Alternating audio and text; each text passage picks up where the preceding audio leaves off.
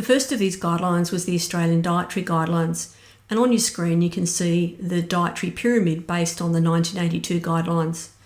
So the dietary guidelines recommended a diet based upon carbohydrates, including cereals, fruit, vegetables, bread, pasta and rice. In the middle of the pyramid is proteins, and we're advised to ensure an adequate amount of protein, and at the top are fats. We're advised to minimise our fat intake, and in particular to avoid saturated fats, or to swap them out for monounsaturated fats or polyunsaturated fats, the sort of fats that come from seed oils. So as a country, we've been following the Australian Dietary Guidelines for 40 years. So how has that turned out for us?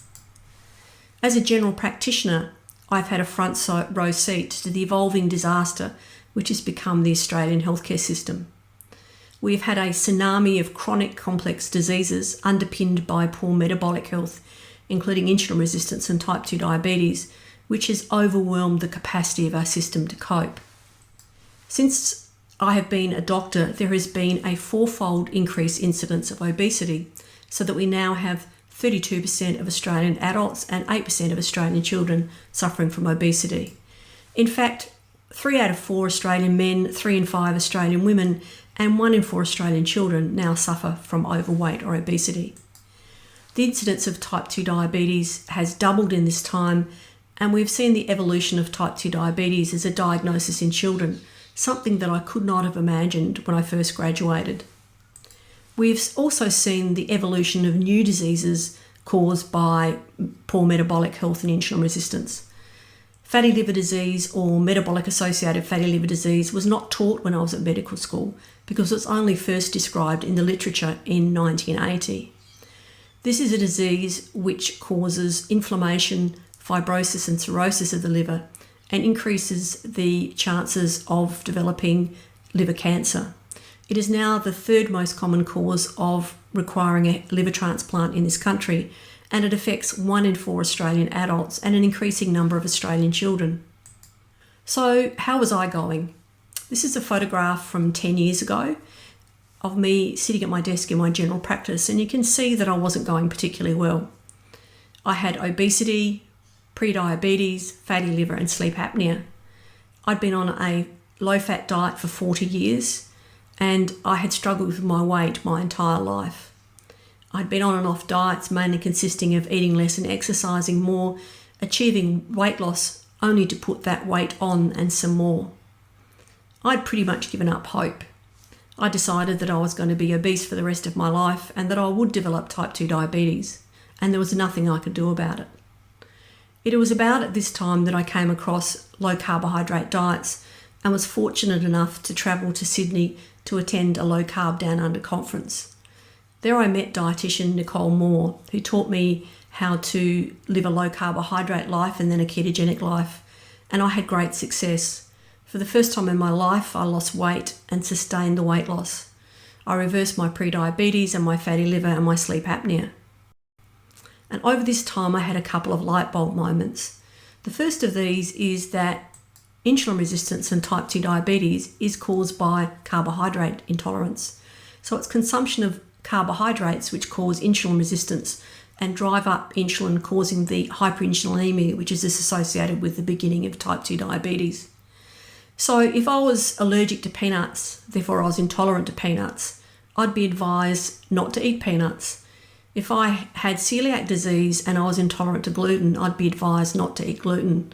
So why is it that we advise people with type 2 diabetes that they can consume as many carbohydrates as they like? The second light bulb moment for me is that out of the 3 major or macronutrients, carbohydrates are the only non-essential one. So there are essential proteins and essential fats, but there are no such thing as essential carbohydrates because the human body has the capacity to manufacture as much glucose and as much carbohydrate as is required. About this time, I started offering low carbohydrate nutrition as a tool for some of my patients with type 2 diabetes. And this is the lovely Helen who agreed to allow me to share her story with you. So Helen presented to see us in February of this year. She had the full hand of diagnoses associated with insulin resistance, including type 2 diabetes, high blood pressure, fatty liver, and sleep apnea. She was on a range of medications, including those to treat her high blood pressure and her diabetes, but she was also on medication for her cholesterol. She came to see us and we commenced her on a very low carbohydrate ketogenic diet consisting of less than 20 grams of carbohydrates per day, an adequate or an optimal amount of protein, and fats titrated to her hunger or titrated to her satiety. Over a 3-month period, we monitored her and then repeated the blood tests which we had done at the beginning. At the beginning, Helen had a hemoglobin A1C of 10.1, which is consistent with extremely poorly controlled type 2 diabetes. 3 months later, her hemoglobin A1C was 5.2, which is consistent with non-diabetes. At the beginning, she had severely abnormal liver function consistent with her fatty liver disease. 3 months later, she had normal liver function. At the beginning, she had a fasting blood sugar of 19.2, which is extremely high. 3 months later, her fasting blood sugar was 4.4, which is very much in the normal range. At the beginning, she had a blood test consistent with kidney impairment or renal impairment. 3 months later, she had normal kidney function. At the beginning, she had a triglyceride level of 3.9, which is consistent with insulin resistance and type 2 diabetes. 3 months later, this was 1.4. So every time this happens, it feels surreal. It feels like I'm experiencing some sort of miracle. It's like something that I have never seen before. Over 40 years of treating patients with type 2 diabetes, I have seen a consistent progression of the disease with an increasing need for more and more medication and ultimately the need for insulin therapy.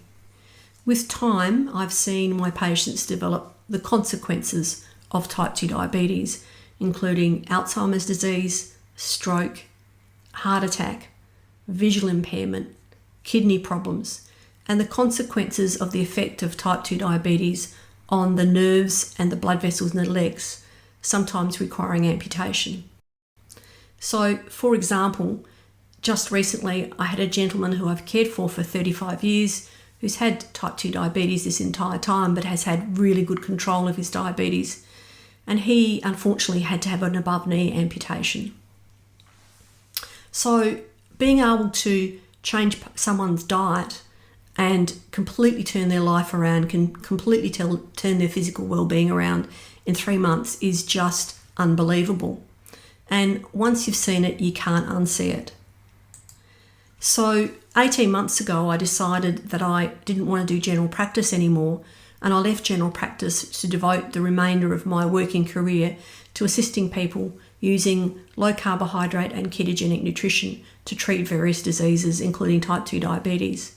And together with dietitian Nicole Moore and health coach Jodie Bund, we form a partnership with patients who come to see us, and we assist them to achieve their goals, which are often related to improving metabolic health and reversing type 2 diabetes. In the broader context, the longest trial of therapeutic carbohydrate restriction in primary care to treat type 2 diabetes has been undertaken by Dr. David Unwin and his team at the Norwood Surgery in the United Kingdom. Over the last 10 years, the team have been offering every patient with type 2 diabetes the opportunity of trialling a low carbohydrate diet. He has published his 8-year data, and this is given in the reference at the bottom of the slide. However, he's very kindly agreed to share with me his 10-year data.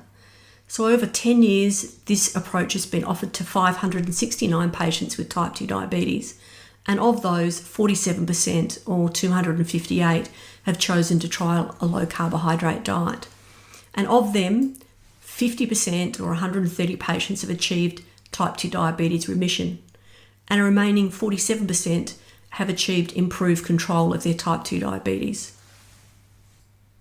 So in conclusion, if I had a patient sitting in front of me who had terminal cancer and I was counselling them about treatment options, and I had a treatment up my sleeve which simply required dietary change, and with it that I could achieve a 10-year remission rate of 50% and a 47% chance of improved control of the cancer, but I didn't offer it to them because I thought it was too hard, or I thought that it mightn't work, or I thought that it might stigmatise them.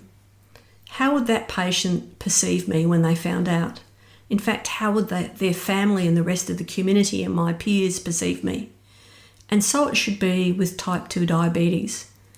It is our professional and ethical responsibility to offer every person suffering with type 2 diabetes the opportunity of improving their diabetic control and, in fact, the opportunity of putting their diabetes in remission by offering them a therapeutic carbohydrate reduction or a low carbohydrate diet.